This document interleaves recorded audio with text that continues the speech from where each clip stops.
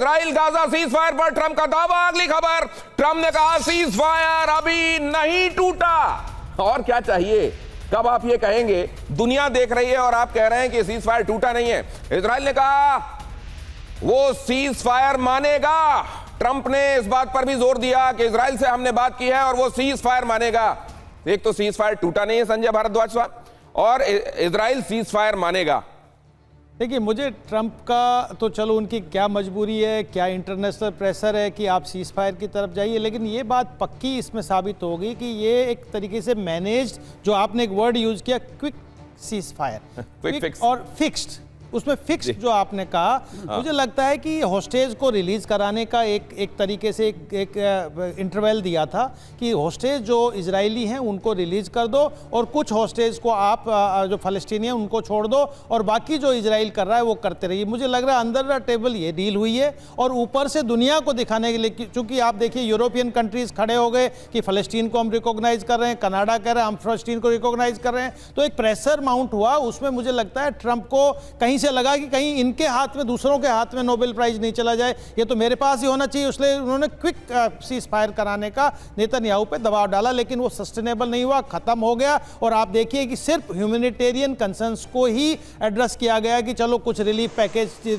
चले जाएं, उसमें 300 ट्रक नहीं जाएंगे, सिर्फ 150 ट्रक जाएंगे और जो हॉस्टेज हैं इधर उधर कर दें। बाकी आप देखिए हॉस्पिटल में अभी भी हॉस्पिटल की फैसिलिटीज नहीं मिल रही है, जो फ़लस्तीनियन जो इंजर्ड है, जो वाउंडेड है, उनको नहीं मिल रही है, और बहुत सारा जो प्रॉब्लम्स जो ह्यूमैनिटेरियन कंसर्न है वो बिल्कुल बरकरार है। और मुझे नहीं लगता कि ये कहीं पर भी, देखिए फियर फैक्टर दोनों साइड से है, इसमें एक बात और आतंक का मामला है, दूसरा एक आतंक का मामला है, और दूसरा जो फियर फैक्टर नेतन्याहू के दिमाग में चल रहा है कि मेरी गद्दी कितनी सुरक्षित है, खत्म हो गया। तो दोनों फैक्टर है कि सीज फायर को सस्टेन नहीं करने देंगे। सीज फायर अगर सस्टेन नहीं होगा, और इसके पीछे एक बड़ी वजह यह भी है कि किसी जगह समझा जा रहा है कि यहां पर हम डिस्पेंसेशन में मौजूद तभी रहेंगे जब यह फियर अपनी जगह पर एग्जिस्ट करेगा, वरना हमारे गद्दी में रहने का फिलहाल औचित्य नहीं रहेगा, तो फिर यह सीज फायर चलेगा क्यों? लेकिन सवाल यह है, यह सीज फायर और साथ में आप सुनते होंगे शांति को लेकर समझौते, जिसको कहा जाता है कि ट्रूस को लेकर लोग पार्टीज के बीच में समझौते होते हैं,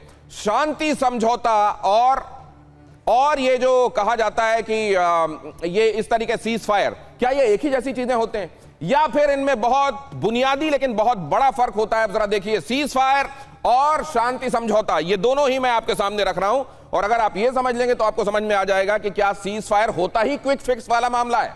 यहां देखिए, सीज फायर अस्थायी सैन्य समझौता, कई बार स्थायी भी, लेकिन इसको लेकर भाव जो है लेकर दोनों पार्टी यही चलती हैं कि ये तो अस्थायी तरीके से हम लागू मानकर चल रहे हैं। शांति समझौता स्थायी राजनीतिक गैर कानूनी माफ कीजिए और कानूनी समझौता, मतलब इसको लीगल फ्रेमवर्क में भी डाला जाता है और साथ में इसमें पॉलिटिकल तरीके से भी उसको एक फ्रेमवर्क में बांधा जाता है और इसके टिकाऊ होने के चांसेस ज्यादा होते हैं।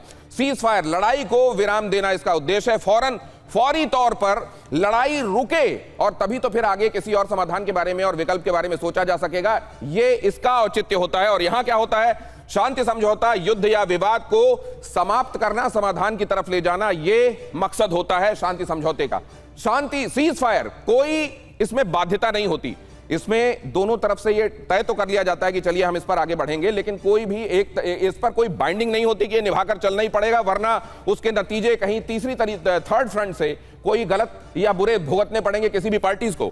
शांति समझौता अंतरराष्ट्रीय या द्विपक्षीय रूप से ये बाध्यकारी होता है, मतलब इसमें यह कि अगर कोई तोड़ता है इसको तो उसको उसका हर्जाना भी देना पड़ेगा, इसकी व्यवस्था, इसका प्रोविजन भी इसमें होता है और इसीलिए यह कहा जाता है। और सैन्य या तीसरे पक्ष की निगरानी में यह होता है, और इधर क्या होता है, अंतरराष्ट्रीय संस्थाओं की निगरानी में इसको अमल में लाया जाता है। और इसीलिए यह माना जाता है कि शांति समझौता ज्यादा टिकाऊ होता है सीज फायर के मुकाबले, शांति वार्ता के लिए माहौल बनता है। जाहिर है, मतलब सीज फायर एक तरीके से वे पेव करता है कि शांति समझौता आखिरकार हो पाए, स्थायी शांति और सीमा पर शांति का समाधान इसमें होता है। कुल मिलाकर ये कि सीज फायर और शांति समझौता दोनों बहुत अलग अलग हैं, और अगर बात शांति समझौते तक पहुंच जाए तो ये मानिए कि अब ये समाधान की तरफ जा रही है, वरना असल में ये होता ही क्विक फिक्स है। तो जनरल मिस्टन, इसके बावजूद ये देखा गया है कि कई जगह तो केवल इस तरीके का सीज फायर का ऐलान ही बहुत लंबी शांति का कारण बनता है, लेकिन हमेशा ऐसा नहीं होता।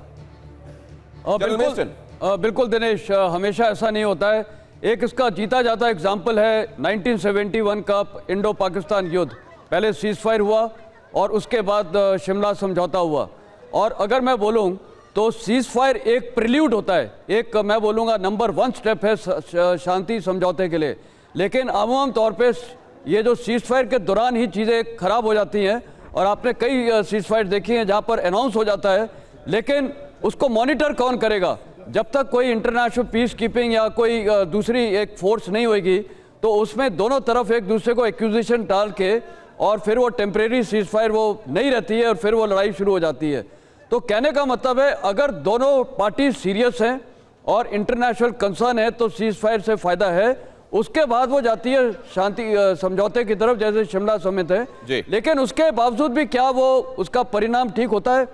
आज 72 में जो शिमला समझौता हुआ था उसका भी आज परिणाम भारत भुगत रहा है। नहीं तो मेरे को लगता है अगर हम 93,000 जब वो लुटाए थे उनके और हम अपनी शर्तों पे लाइन ऑफ कंट्रोल को इंटरनेशनल बॉर्डर बनाते या जो भी करते, वो नहीं हुआ और आज पाकिस्तान फिर वही कर रहा है जो उसने तब किया था। तो कहने का मतलब है इसमें दोनों चीजें सर, एक तो सूझबूझ जरूरी है और दूसरे दोनों ही पार्टीज को लगना चाहिए कि ये जो रास्ता है ये समाधान के लिए जाता है दोनों के लिए ही। अगली खबर देखिए, क्यों हमको ये लग रहा है कि दुनिया में इस समय कई मोर्चे ऐसे हैं जहां ये सीज फायर चलने वाला नहीं, कम से कम ट्रंप मार का सीज फायर तो चलने वाला नहीं। देखिए खबर, ज़ेलेंस्की पर सीज फायर के लिए ट्रंप का दबाव। अगली खबर, ज़ेलेंस्की की शर्तों वाले मैप को ट्रंप ने फाड़ दिया। बताइए, ये सीरियसनेस है। ज़ेलेंस्की लेकर आ रहे हैं अपनी तरफ से प्रपोजल, वो बता रहे हैं देखिए इन जगहों पर आकर तो रशिया की सेना अंदर बैठी हुई है, ये अगर वापस नहीं जाएगी, हमारा ये इलाका आजाद नहीं होगा, तो हम कैसे इस मोमेंट में कैसे हम सीज फायर के लिए जा सकते हैं। उन्होंने एक नक्शा पेश किया और उसको फाड़ दिया गया ट्रंप की तरफ से। व्हाइट हाउस मुलाकात के बाद खाली हाथ ज़ेलेंस्की। हालांकि ज़ेलेंस्की ने अपनी फेस सेविंग के लिए अपनी डोमेस्टिक ऑडियंस के सामने यही मेंटेन किया है कि ये बहुत फ्रूटफुल रहा और बहुत पॉजिटिव रहा, हम पॉजिटिव अप्रोच के साथ आगे बढ़ रहे हैं। लेकिन हकीकत ये है कि ज़ेलेंस्की की आपको याद होगा कुछ महीनों पहले जिस तरीके से इंसल्ट हुई थी, जहां उनको यह तक टोक दिया गया था कि आप ये क्या कपड़े पहनकर आए हैं, उसी तरीके से इस बार नक्शे को फाड़कर फेंक दिया गया। और अगर हालात ये हैं, बर्ताव ये है और वो जो सीज फायर करने वाले या वो जो सीज फायर करवाने वाले लोग हैं उनके बीच में इस तरीके के रिश्ते हैं, तो क्या सीज फायर हो सकता है? फिर सीधे सीधे पुतिन को इसके लिए स्क्वायरली ब्लेम क्यों किया जाता है? क्योंकि इसमें तो बहुत सारे लोग हैं जो इसके लिए रिस्पॉन्सिबल हैं कि सीज फायर नहीं हो पा रहा है। यहां पर देखिए, ट्रंप पुतिन बैठक में शामिल हो यूरोप। ट्रंप और पुतिन की बैठक में शामिल होना चाहिए यूरोप। ये भी देखिए जरा, बैठक में होने चाहिए यूक्रेन के प्रतिनिधि। मीटिंग से पहले इमैनुअल मैक्रों की है मांग। पुतिन के साथ ट्रंप की बैठक का स्वागत मैक्रों ने ये बात भी कही। तो यहां यह भी पता चल रहा है कि देखिए कौन कौन से लोग हैं जो इसमें पार्टी हैं। ट्रंप और पुतिन की बैठक में यूरोप को भी शामिल होना चाहिए। अब सवाल यह है कि इसमें किसको माना जाए कि पार्टी, क्या वो जो सीधे सीधे आपस में लड़ रहे हैं रशिया और यूक्रेन, या इसमें माना जाए कि असल में पूरा यूरोप इस समय पुतिन से मुकाबला कर रहा है, उसको भी शामिल किया जाना चाहिए। और वो जिनको नोबेल चाहिए कहीं पर भी सीटी बजाकर युद्ध रुकवा देने के लिए, क्या उनको भी इसमें एक पार्टी माना जाना चाहिए? संजय भारद्वाज सर, ये तो बड़ा कॉम्प्लिकेटेड है मामला। देखिए दिनेश जी, इसको आप ऐसे देखिए कि एक तरफ जस्टिस कैंप है, एक तरफ पीस कैंप है। ट्रंप पीस कैंप के साथ में खड़ा है। जस्टिस की बात मुझे नहीं लगता वो कर रहे हैं, क्योंकि पुतिन से जो उनकी बात हो रही है और जो बुडापेस्ट में हंगरी में जो मीटिंग हो रही है, वो जानते हैं कि पुतिन 3 बातों को नहीं मानेगा। पहली बात कि जो क्षेत्र आज के दिन रशिया के पास है डोनबास, उसको नहीं छोड़ेगा। दूसरी बात कि नाटो का मेंबर यूक्रेन नहीं बनेगा। और तीसरा, ज़ेलेंस्की को एक्सेप्ट कर सकता है कि ज़ेलेंस्की रहे, लेकिन चुनाव होने चाहिए। लेकिन सवाल जो मोटा सवाल आता है कि यहाँ पर पहली बात तो कि ज़ेलेंस्की खुश नहीं है कि बुडापेस्ट में मीटिंग हो रही है, क्योंकि वो हंगरी को हमेशा कहता है कि रशिया के साथ, क्रेमलिन के साथ खड़ा हुआ है, पहला मुद्दा। दूसरी मुद्दा कि हमेशा ज़ेलेंस्की चाहता है कि यूक्रेन भी, पूरा यूरोप भी उसमें पार्टी हो, नेगोशिएशन में हो, जो कि मुझे नहीं लगता कि यहाँ पर आइदर पुतिन और ट्रंप इस बात को एक्सेप्ट करेंगे। लेकिन ये बात मान के चलिए कि इस बंदर बाट में ट्रंप अपनी पॉकेट दोनों भरेगा।